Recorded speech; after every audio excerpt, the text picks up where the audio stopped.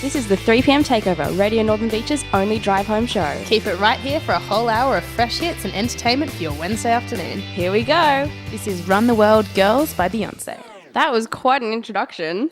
I am happy for Beyonce to open us for any event or anything like the 3 p.m. Takeover. Everything by Beyonce is amazing. Pretty much. Just saying. So welcome to another jam-packed filled week, starting with Beyonce. Where will it end?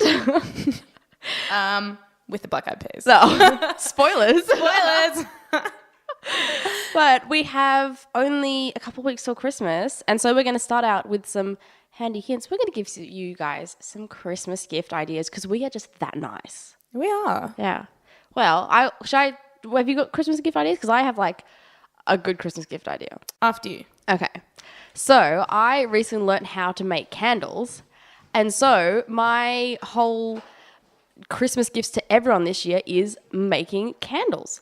I went to the $2 store and bought a whole bunch of random glass jars. That is so cool. And I've just been I bought all the stuff. It's so much cheaper than buying individual candles. And it's so much more fun. I made candles at school once for a Mother's Day thing, and it was awesome. So easy. And you just buy all you need. It sounds hard to make candles, but it's totally not. No, I was talking to someone, they're I can't believe you make candles. I'm like, it's so easy. It's 10 minutes of hard work and you just let it set for 20 hours. The hard bit is getting the wick to stay straight. The wick always moves to me because I don't use sticky stuff. I just stick it in with wax and melts and moves. Anyway, so that's my tip is make candles. It's so much easier than you realize. I have another DIY tip of something that you can make. We're so DIY today. I know, which I found online. It's really cool. So I did this last year or something or other, not at home. But I'm going to try it at home this year, which is so cool. You can make your own Christmas scent jar. And it's so cool. So we're very scents today. We are. Candles and scent jars. So basically you can just bottle the scent of Christmas. So you can get 2 tablespoons of cloves, 3 cinnamon sticks, and half a slice of orange and half a slice of lemon. And you put them into a little saucepan with 4 cups of water. And then you basically just simmer it all together until it's kind of absorbed into, I guess, a gluggy... a syrup? It would simmer down, wouldn't it? Kind of syrup. Yeah, you're really selling it into a gluggy syrup. I couldn't think of another word for the Happy texture. Christmas, everybody. Not gluggy, just into a syrupy... Syrup? Syrupy syrup. Yeah, that's the one. And then you can just put it in a jar and close it. And you can store it in the fridge. And whenever you want your house to smell like Christmas, you can just take it out, put it back in a little pan and just simmer it. And the smell just wafts through your house. And it's oranges and lemons and cinnamon, all that lovely Christmassy smell. And that'd make a nice gift. Radiates out. Yeah, and then you can bottle them and store them and then just give them to someone so it doesn't go off. That's such a good idea. It's really cool. Who doesn't love the smell of Christmas? Oh my goodness. People that don't celebrate it. I don't know. Okay, who doesn't love the smell of that holiday, the cinnamon and orange and holiday season smell? It's so nice, isn't it? It's so Northern Hemisphere, but I like it. But aside from that, I don't know if I have any. In the middle of Australian summer, just heat this gluggy syrup on your waft through your house. Like you need anything else hot wafting through your house in summer. I'm not sure I have any other Christmas gift ideas yet because I've got to confess, I'm dreadful at buying presents. I'm so bad at it. Even for people I'm really close to, I feel like I always get them really bad presents. So when I'm getting presents for people I don't know as well, it's just a nightmare. So don't take my tips. Work Secret Santas. And you draw a name and you're like, I've never met this person. I have a Secret Santa tomorrow and I had to take your advice to buy that present because I just don't do presents. Yeah, I do. So you impart your wisdom. You're much more knowledgeable. Oh, thank you. Thank you very much. Guys, if you're having Christmas gift troubles, just send us a message on our facebook.com/the3pm takeover, and I will try and help you as best I can. And I will not respond. No, won't be helpful. We'll make sure Hope doesn't respond, don't worry. What I like about Christmas in my family, it's about quantity a lot of the time. Oh, really? Rather than quality. So you get a nice thing, someone might get a new iPod or some DVDs or something or a book. But we also get heaps and heaps of novelty items or not exciting items that we just wrap so it looks like when you go down in the morning. There are just so many presents. But it will be full of things you need, the little scent things for your car and just things like that, things that you don't think of going out and buying. but you need. That's really cute. Or like, not like body wash that comes in like a novelty bottle or something. But at least it's not like stupid things that you go, that's cool. And like the next day, just like you never usually throw away. It was the stuff that you use. That's not like really trash cute. stuff, or like things you use. Or like my dad always used to find somewhere where he'd buy something ridiculous, like a 600 packet of Panadol, like 600 tablets in the one thing, and he'd always wrap it and like give it to my grandma. What we used to always do, because my brother used to, for every birthday, Chris used to always ask for console games like PlayStation and stuff. So what we used to do is we get we'd buy the game, but we'd put like bits of cardboard and make it this really odd shape. So when he got it, he'd be like, "What is this present? This is not what I asked for." He wouldn't know. And he'd unwrap it and be like, "Oh, you guys." Oh, that's exciting though. Oh, I got the worst one. Someone once wrapped me like a ginormous box and there was a really tiny thing in there. I was really disappointed. That's funny. But I always find it in my family, I was always sad because I've never had a year where I've had the biggest present. And then I always find the big present is boring. So like last year, my dad had this huge one. And I was like, oh, that looks so exciting. It was like a computer chair or something. So I was like, oh, well. Yeah, when they're really big, I'm not excited they look exciting. anymore. But often like the smaller ones are actually the better ones. Oh, yeah, that's totally true. But you never think that when you're a child. It's all about how big it is. One of my favorite things about Christmas is, so my host family over in Germany, we send each other like boxes of like presents and bits and bobs. Like when that arrives, I'm like it's always like it always smells slightly of Germany because they always make like biscuits every other week. All the time. So it kind of almost like it'll have that like vanilla-y, sugary smell to it, and they're like putting like a candle and like little lights and like little presents and like lots of little like German chocolates and That's candies. so German. German Christmas I love markets. They are the best. Oh my goodness, yeah. Anyway, we'll be right back after this and we're going to talk to you a bit more about December and fun facts. And stay tuned for later in the show. We're going to talk about internet memes and our tips for going out. Welcome back to the 3 p.m. Takeover. That was She Came to Give It To You by Usher and Nicki Minaj, which is a cool collaboration.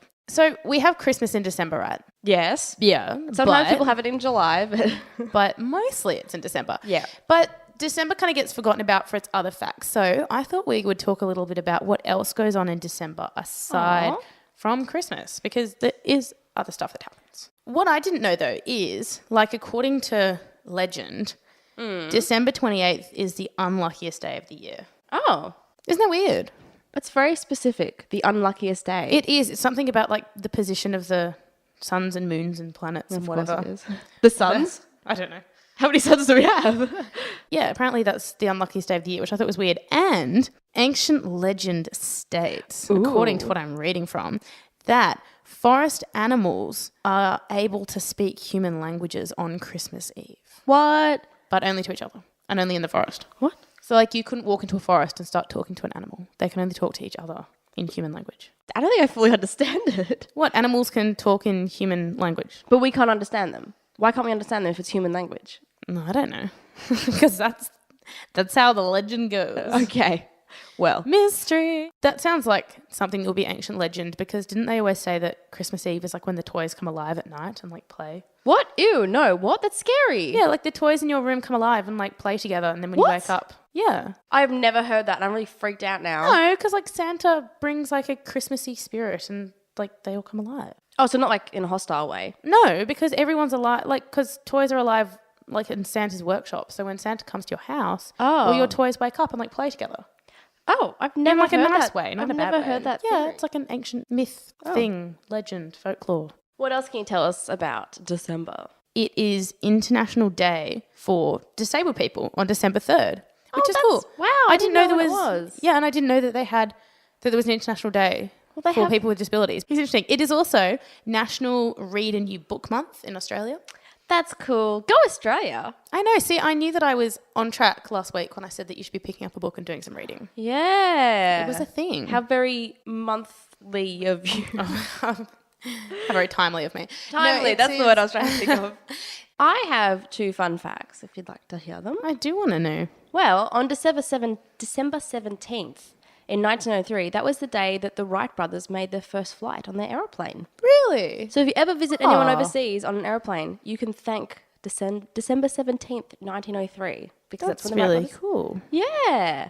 I feel like it's one of those events that everyone knows about, but I never knew like when it was. Yeah. And another thing that I thought was interesting is I've read from a few different sites that spiders and spider webs are lucky in December, where they're generally considered to be unlucky and like witch-like and Halloween-like. In December, it's lucky if you have any kind of encounter with a spider or a spider web. Like if you walk into one, that's good luck. Oh, let me guys tell you a story. So every time I like come in or out of our place, so unit blocks, you gotta like walk past like there's like a brick wall and then like trees.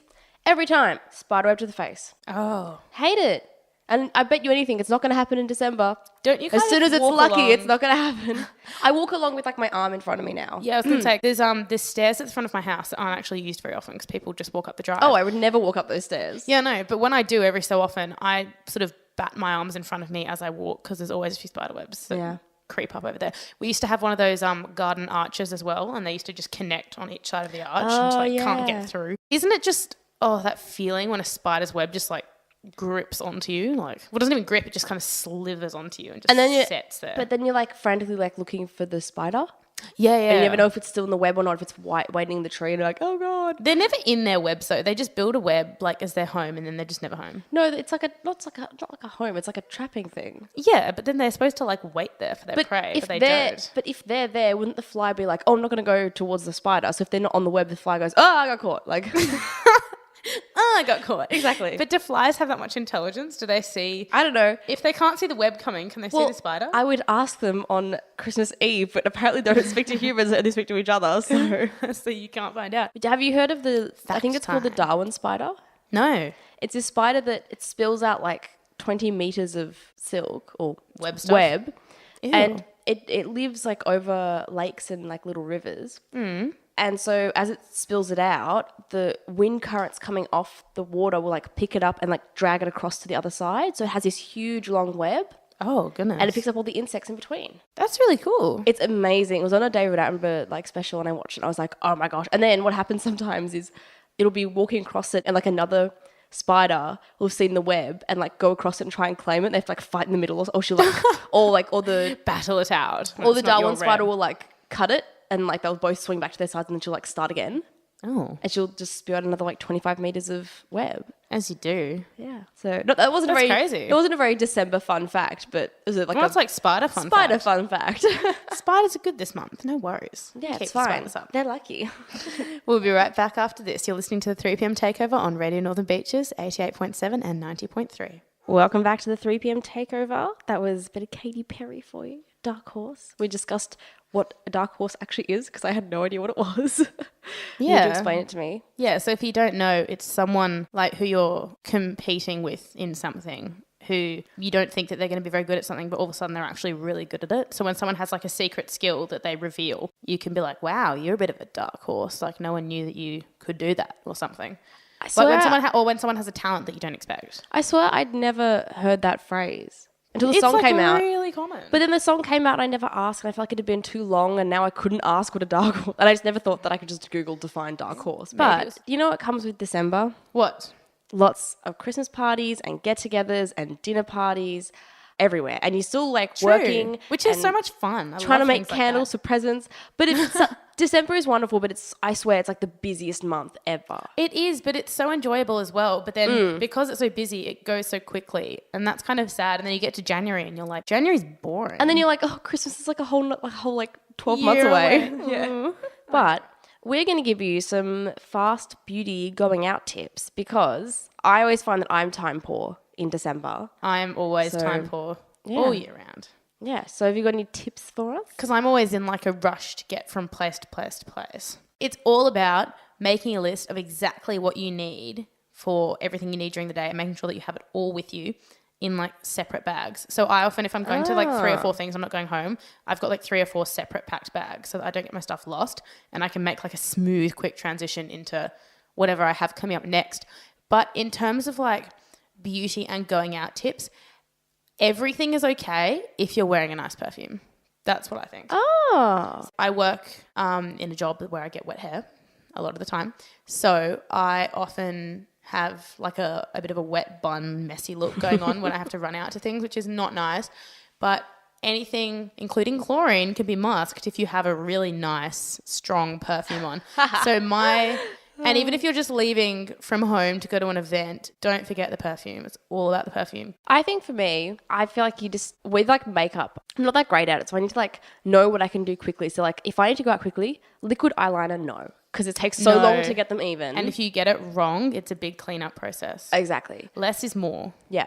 So I often find I have like sort of like an idea of like a set of like basics that I can do quickly. So like obviously it's like do foundation and powder really quick, and then I'll like do my eyes. It might just be like a bright eyeshadow, and then I like use mascara. So it's kind of like I don't need eyeliner. Like that's always a good one. So I don't like a perfect line.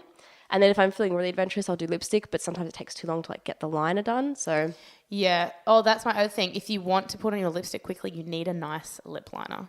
Yeah. There's no mess if you put your lip liner on. And another quick tip, if you bring like a Q-tip with you, if like your mascara touches up on your eyelid somewhere, instead of like having to wipe it off, you just like a little bit of water on the end and you put it and you twist, and that gets just that spot off. I use that for when I'm doing my makeup, but it's really good when you're out because a Q-tip's so small, you can put it in your wallet.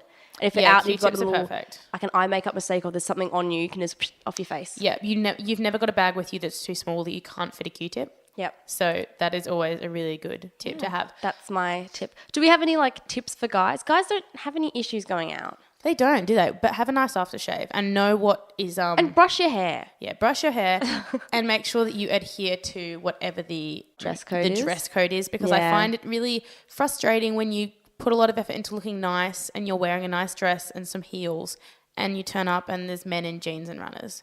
Not okay, but somehow they seem to get away with it. Yeah. So invest. Smart short sleeve shirts for summer are always really good. Know when to wear a tie. Know when to bring your jacket.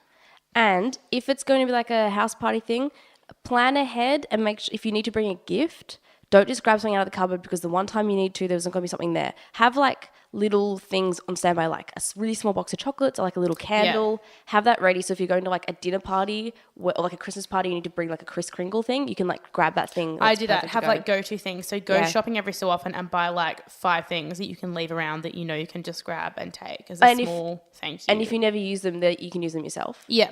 You're always exchanging really little gifts, and also have something on standby for if you're going out and someone you didn't expect gives you a gift that you can pick up and, you know, in the next week or so be like, hey, here you go. Or that one person you forget to write on your Christmas list. Oh, every time. There's always someone. Yep. So those are like handy little hints for going out and getting ready for December. Hope they helped. And if you've got any like good tips, let us know on our Facebook page because I could definitely benefit from them. We need to know. I have one more tip that is so useful for me in December. It's a makeup tip. Oh, I love a good makeup tip. I know that was good to avoid looking tired. A little bit of white eyeshadow underneath your eyes. Oh. Is always the trick. Blended sort of like up to your nose slightly and out. Just boosts your eyes a bit, gives you a fresher look. And it's definitely a big one for me if I'm running between things really quickly. A little bit of white eyeshadow. I have never known Lifts that. your game. That's awesome. It's a great tip. It's really good. Wow. So you'll be well kept, looking good, and you won't look like a wild one. Our next song is Wild Ones by Flo Rida featuring Sia. Enjoy. Welcome back to the 3 p.m. Takeover on Radio Northern Beaches 88.7 and 90.3. We are going to talk a little bit about internet memes because they are such a thing these days. They have been for a while. Like there's some memes that are actually like years old. Yeah, which is ridiculous. Memeing is that a verb? Memeing started. Don't make it a verb. It started many years ago. I love a good meme. I'm on Tumblr a lot, so you see lots of them. But for any listeners out there that are slightly older or not as internet savvy, a meme is a cultural symbol or a social idea that spreads virally. Often it's like an image. Through like social media. Yeah, often it'll be like an image and they'll just put text like above and below it and it'll become like a thing. So they'll always say it's something a certain way, but it'll change it depending on like the punchline or the topic they're discussing. Or it can be like a reaction. So it'll be always like one image with like one line of text, but it's like a reaction. It will change to something, yeah. Yeah, but it works for like lots of different scenarios. So. Yeah, which is good. About Tech says that memes are often things of minor consequence, so jokes, urban legends, human and animal oddities, and in some cases, art and music curiosities and even philosophical ideas worth repeating. It's weird when like internet culture is like broken down properly, like defined. It always sounds really strange to me. Yeah, well, we've got to like that definition. I'm like, oh. Yeah, we've got to this point now where things like this need like an actual academic foundation that you have to just make, which is so crazy. Well, it's part of the culture of like millennials and Gen Y. So yeah, it's true. Do you have a favorite meme? maybe not a favorite, but I have a few that I just whenever So many good ones. they'll come up like randomly on my newsfeed. I'll be like, oh, it's back. Like or like Vines. Yes, so good. Vines is like a whole other discussion. I have so many favorite Vines, but we'll get to that. if we're talking memes, I don't know how much I love it anymore, but I did love Doge, that like Shibu puppy that was sitting with its legs crossed. Oh, I forgot said, about like, that one. And it'll be like much fun, very dog, much fluff, like that kind of one. And I think much this, very this. And then it became you'd say much this, and you could just apply it to anything because everyone knew you were referencing back to that meme. I remember that's the one that would be like much wine, no sleep, like something else like that. It'd be really, really good. Yeah, they got really clever, and I think it just got overused, and now I don't love it anymore. But now, which is a shame. It's been so long that if it comes up again, I'm like, oh, resurrected, and like it's good again. That's so funny. My favorite meme is actually, I didn't know that it had a name, but it does. It's called The Most Interesting Man in the World. And it's actually an image taken from an advertising campaign for beer in the United States. And it features an actor called Jonathan Goldsmith. And it's that meme where there's a man with greyish hair sitting in a suit looking really sort of, I guess, know-it-all-ish. He's sitting in that pose where he's kind of like, he's got like an his elbow face in on, front. but he's kind of, his body's half turned, like, I got something to tell you kind of thing. Yeah, that's the one. And the line is always, I don't always something, but when I do, I something else. So I had a really good one that I was telling Victoria before, which is, I don't always roll a joint, but when I do, it's my ankle. Which I think is a plot twist. I love that one. There's some really good ones of that. They like, are so for, like good. Studying. They're like, when I don't always study, but when I do, it's not in the exam. Like those kind of ones.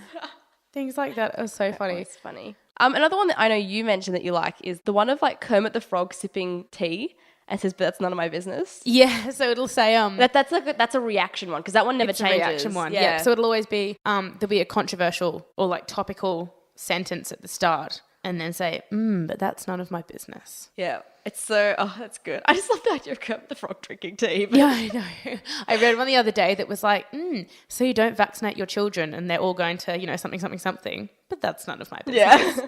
Like it's always like slightly edgy. Another one that I love is Socially Awkward Penguin. He's a really old one. About that. And so it's just this little picture of a penguin, like his little, what are they called? Wings. Yeah, wings. His little wings are kind of up and he's walking in one direction. Flippers? I don't know if they're flippers or wings because he's technically a bird. Oh. Anyway, this is not the discussion. Penguin research. And the background's always like a blue kind of thing. Yeah. And it'll just have something funny written like, plucked up the courage to wave at someone, turns out they're waving the person. Like it's just really socially awkward situations. And I always read it and I go, oh, I've done that. That's what's so good about memes is they so perfectly capture like things like that everybody has experienced. They're very relatable. I love it. Everything is relatable. I always like the what's the one where it's got the little kid like holding his fist in front of him, like in a really like yes I did it kind of way. It's like Successful Kid. It's like Successful when something good happens. That's the one. Yep. He's really cute. Successful Kid meme is good picture. I feel really bad for whoever that boy was that was in that awkward one with the red hair. Oh, which I thought you meant the little kid with the sand because I remember reading an article because he's now a couple of years older and he thinks it's really fun. Like he does it in like photos, like family photos. He'll like do the pose at the beach. That's so funny. No, I met the poor kid that is wearing like the red diamond patterned jersey and has the orange hair and the braces and is always in that like the awkward kid ad. Oh. Like awkward kid meme. That kid, I feel bad for him. Is he the one that's like got a pet rock, it ran away? Those kind of ones? Those ones. Yeah. It's like I got a something and then a bad thing. Yeah. Oh, I forgot about that one. Oh man, that really takes me back. These are like years old. They are, like but they're archaeologist still right now, digging up the past, digging up the memes. But they're like still a thing. Oh, I love memes are the best. But oh my god, let's talk about vines. We have time to share our favorite vine. One only. Narrow it down. Oh my goodness. I think my favorite. Actually, it's not really my favorite, but my boyfriend loves this one, so it always like is in my mind when I'm thinking about vines. Is that that English girl that took that vine sitting in the car and was like, "Oh my god, I'm in my mum's car, Broom, broom. Get that out. One. No, that one. Get out my car.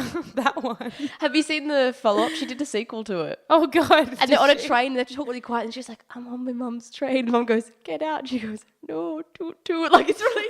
But they're speaking really quietly because they're on, like, a public train. On a train. It's really awkward. But I appreciate them, like, for following through. But moving away from that, we're going to play some Pharrell Williams because... he is just awesome. This is Marilyn Monroe. We'll be back on the other side of this and we're going to talk about something new and exciting that we have. So stay tuned. Welcome back to the 3 p.m. Takeover. That was a bit of Pharrell Williams. Isn't he good? I love his songs. It all started with that song, Happy. Yeah, that was really a great song. You know what's funny about that song? Yeah. I hated that song when it came out. Happy? I couldn't stand it. Really? And then just as it was finally going off the airwaves, like 2 months later, I got really into it. Just so like I just couldn't. Post-mainstream. Oh my God, I'm such a post-mainstream person. This has always been the case. I wait until the craze is just dying. Then I'm like, woohoo, doesn't everyone love this? And everyone's like, it's done. It's over. With like every book series, every film, everything. And when it's the craze, I'm always like, well, that's stupid. And then I get really into it and I'm like, guys, why does no one like it? I'm either pre or I get picked up along the road. Or you're actually in the craze. A few times I've been pre. And pre is good. Well, I read like Hunger Games before they got like really, really popular. See, I was one of the people that got it like early. You know what? I've not proud. read them and I'm planning to read them like on the plane as the craze is dying. So that's going to be my thing. And you're like, guys, have you heard of this Hunger Games series? And we're like, So I'm going away soon and you need things to do on the plane. I'm thinking I might read Hunger Games. Have you I want to know what the craze watched the is movies? About. No. Oh, okay. I was going to say, if you watch the movies, it kind of gives like obviously all No, I'm a strictly books before films person. Oh. The 3 p.m. Takeover has some exciting news. We are getting Instagram because we love Instagram, especially like it's like my favorite thing to do. I'm obsessed. I'm always trawling through. So we thought it'd be a good idea to start our own Instagram and we are going to be launching that next week. And even though it's been on for a while, we're doing a hope going post-mainstream and getting Instagram later. Who needs mainstream though, right? Exactly. Come on, guys. So our handle is going to be the 3 p.m. Takeover. So make sure you are just like anxiously waiting on Instagram, waiting for it to pop up, and you can and you'll be able follow to us and like our pictures and give us.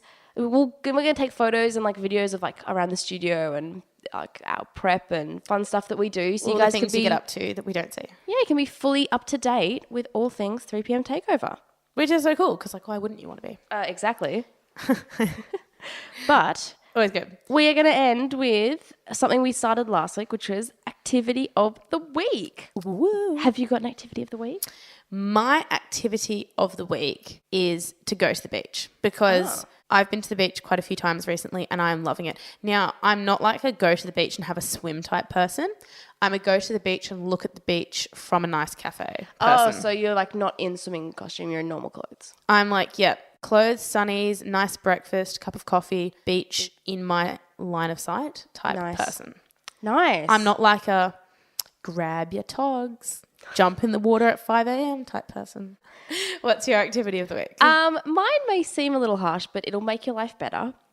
Even though it's not... Oh, I'm really intrigued. Even though it's summer and it's not spring anymore, I suggest you spring clean your Facebook friend list. Because you'll go through it. You'll go through it and go, who is that person? And if you don't know who they are, should they really be your friend on Facebook? Because like...